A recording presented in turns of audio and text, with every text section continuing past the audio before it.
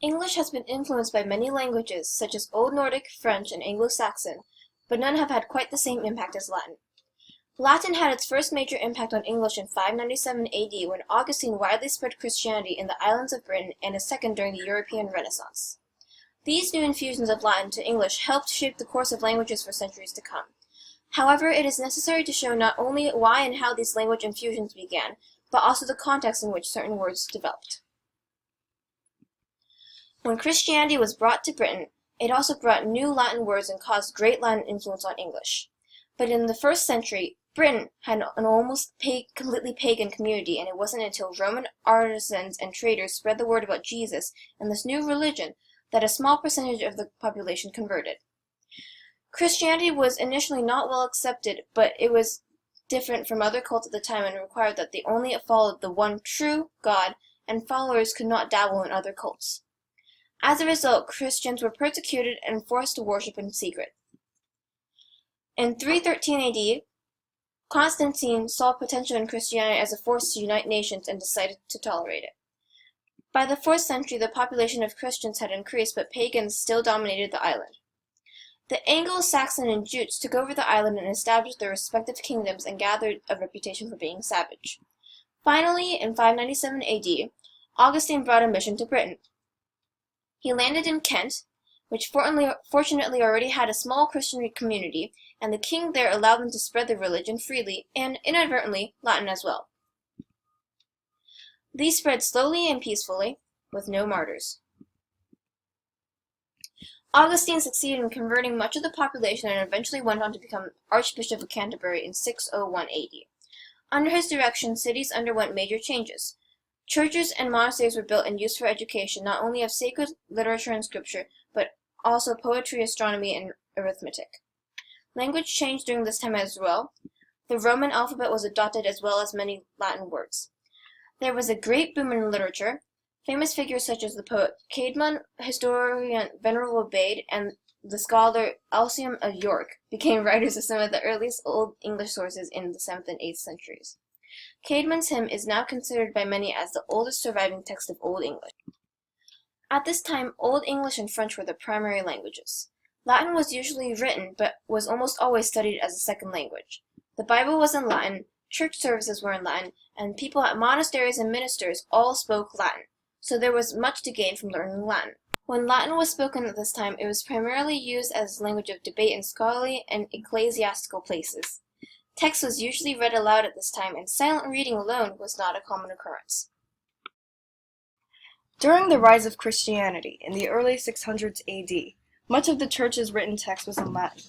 As a result, many Latin words were borrowed or combined with pre-existing English words.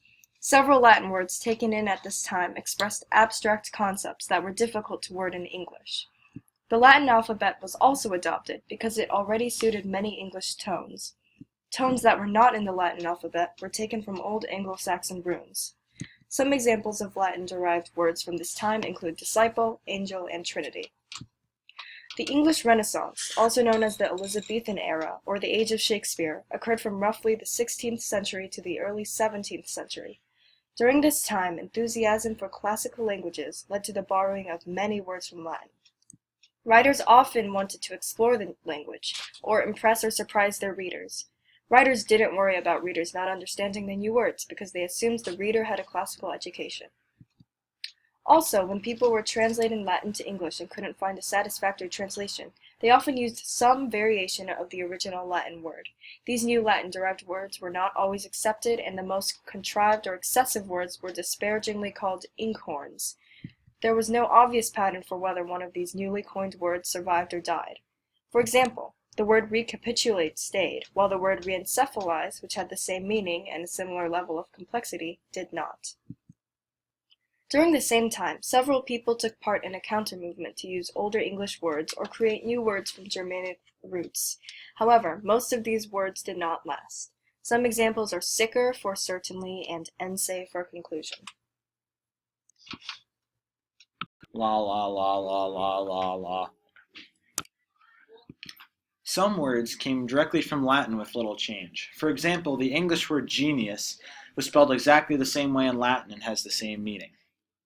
However, some Latin words change more when they are incorporated into English. For example, the adjective dexter in Latin meaning right-handed or skillful. When the word was introduced to English during the English Renaissance, its meaning shifted slightly. Old English already had the word recht in it, a Germanic word to mean right. Therefore, dexterous lost the redundant definition of right-handed, while the definition skillful remained. The dexter part of dexterous came from the stem of the Latin word dexter. The ous suffix also comes from Latin. It originated from the Latin suffix osus, which could be used to form adjectives. When the suffix was adopted into French, it became shortened to simply os or us. At the time, the suffix was pronounced with a long u. Old and Middle English, that vowel was written ou. Therefore, it became to be spelled as ous in English. The pronunciation is changed over time in a process known as assimilation.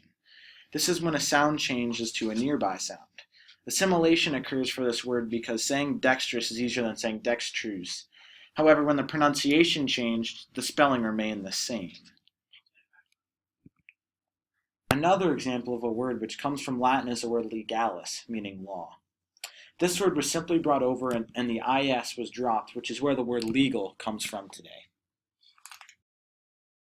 A large percentage of our current vocabulary comes from Latin.